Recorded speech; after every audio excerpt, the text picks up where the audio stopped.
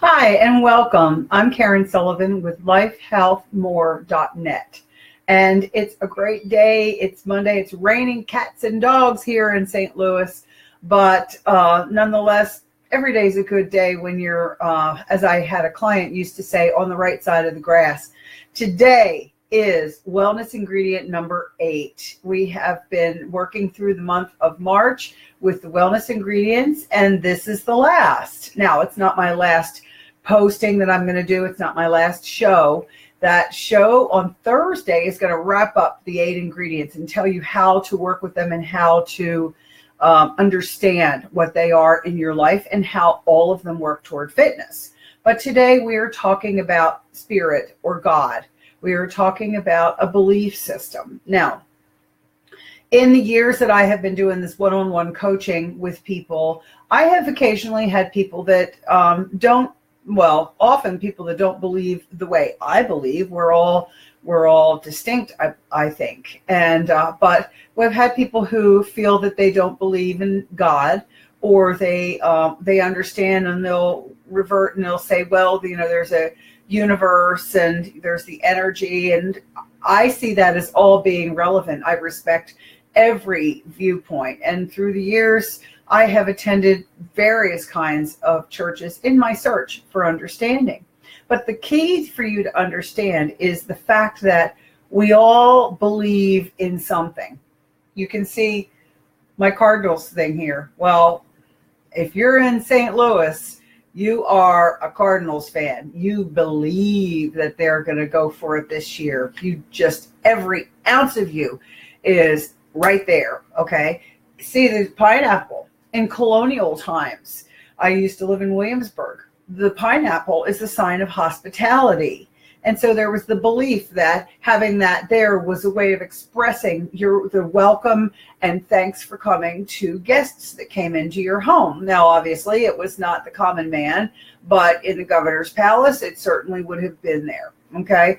But belief structure, we're wired, human beings are wired to believe in a higher power, and to believe something bigger than themselves. And the evidence shows that belief systems go back as much as 100,000 years. Every culture has a creation story. Absolutely.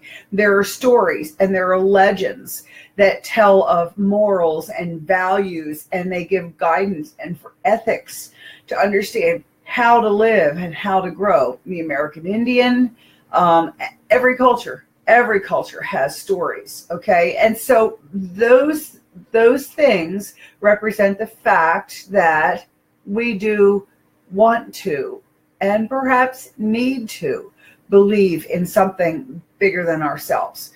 We are body, mind, and spirit, or soul. That is our makeup.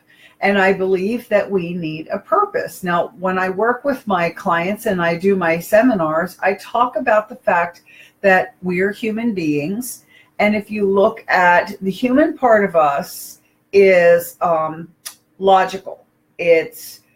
It takes care of business. It is the working bee. It is the one that does the work, pays the bills, makes sure the house is clean, makes sure the yard is taken care of. It's all of that kind of keep and pace clock time.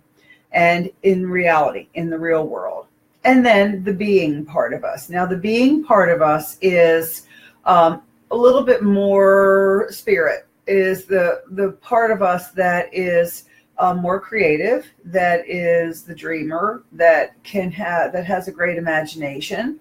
And the being part of us is driven by love, whereas the human part of us is driven by fear. And you might go, oh, wait a minute, I don't have any fear in me. Well, whenever you have a feeling of uncertainty, or if you are envious or jealous of someone, those are all fear-based reactions and emotions. They come under the fear umbrella. If you were confident, let's say they hire somebody new into your business, and you're working and you feel really good, and you meet this person and go, hey, how you doing? And then as time goes on, you begin to feel like, here's this individual that has skills that you do not have, that is liked, really well liked, and perhaps you would begin to feel envious and just not like them. And that comes from insecurities, which comes from fear. It's certainly not out of love, because out of love, you wouldn't have those feelings. You would see this person as just another human being and working for the same business, and you wouldn't feel threatened.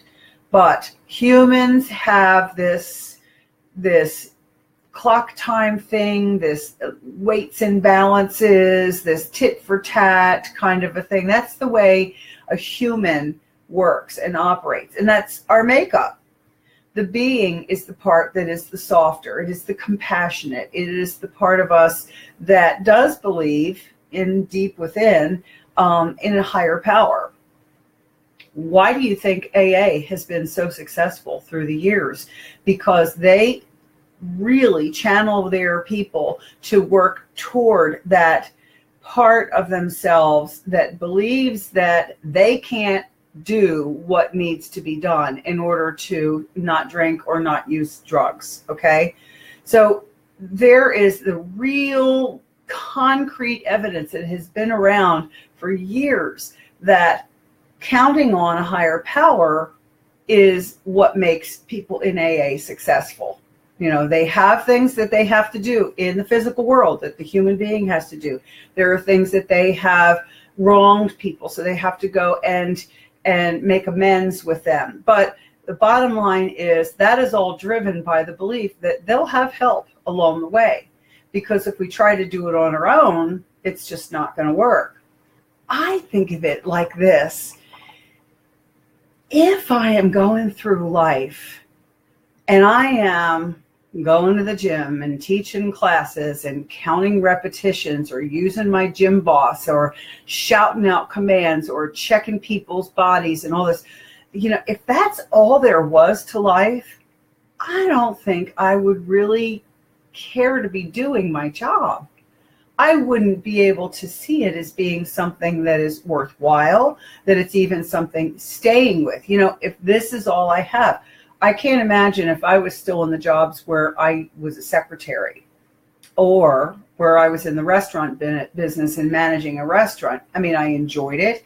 I liked it, but it was fast paced. It was very late hours. And especially in the summer, I worked in a resort. So I'd have to get up really early and go in and open the place so that the breakfast cook could start hash browns and then work until late and close the restaurant and go back in the next. If that's all there was to life, I would have been. And if I was still doing it, it would have been just depressing as all get out.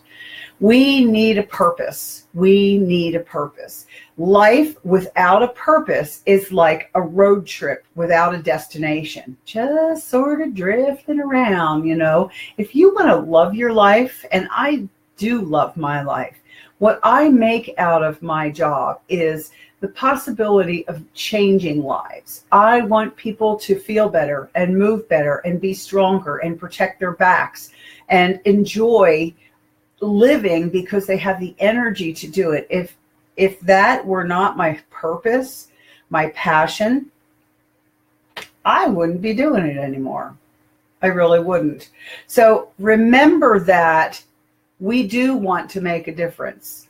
We do want to do more. And doing more is more easily done when you have the help of a higher power, whether you're praying to God, whether you are believing in an energy field that, you know, positive energy is attracted to positive energy. If you want things to happen, and there are lots of ways to think of it as being, you know, a belief structure, a belief system. But life is meant to be lived and lived in its fullness. Look at some of the myths and they will tell you some of the old stories and legends. Then we're supposed to be compassionate and strong and rely on somebody bigger than us to help us get through the day. Now, this is a really short, you know, discussion today because I need to be in a discussion. If anybody is interested in having that conversation with me, I would love to have it. So I want to review All right, so we are at number 8. So we're going to go over all of the ingredients. So the first one we talked about was exercise, okay? The second one was about working with habits, breaking habits, bad habits, or in building new good habits. Then there's the nutritional aspect of it. Sleep and recovery was the fourth. Fun and recreation, doing things fun, which I did, by the way, on Friday night. Went out with my husband and some friends, and it was just really great time. Then work. Yes, and your work. I'll get back to that. And then self-image and your stinking thinking, or whether you believe in yourself and whether you care about yourself. That's important. That is very important. And then last but not least, your spiritual side, your spirituality, tying into that innermost portion of yourself, the soul, perhaps, that's inside you. Now, when I had mentioned about work, and now I'm on spirit, I want to tell you that, I don't want to do Thursday's program yet, but I want to let you know, when I say if that's all this was, if life was just counting repetitions, I don't know if I could do it. I think that one of the things that I love about my work is when I became involved with the affiliate Shaklee program, and then I started offering it to my clients, I realized that I have a freedom that I never had before. I work out of my office. I go to visit people and talk with them about their supplementation, the health print that we're doing now. I have a lot of people that are doing the health print, and it is giving them some concrete guidance that we need as human beings to be able to follow a path and make some really wise decisions about how you're going to live and what you're going to do to improve your health and your fitness, as far as in lifestyle and nutrition and everything. These things are so cool, and it's mobile. That's the best thing. I mean, I started years ago with Shaklee as an independent distributor, and now in this day with the way we have technology, holy criminy, we're talking mobile, easy, freedom to do what you want when you want it, and the trips and all that kind of stuff. If you're interested in learning more, I would love to have you on this ride with me, because it's been the best experience I have ever had.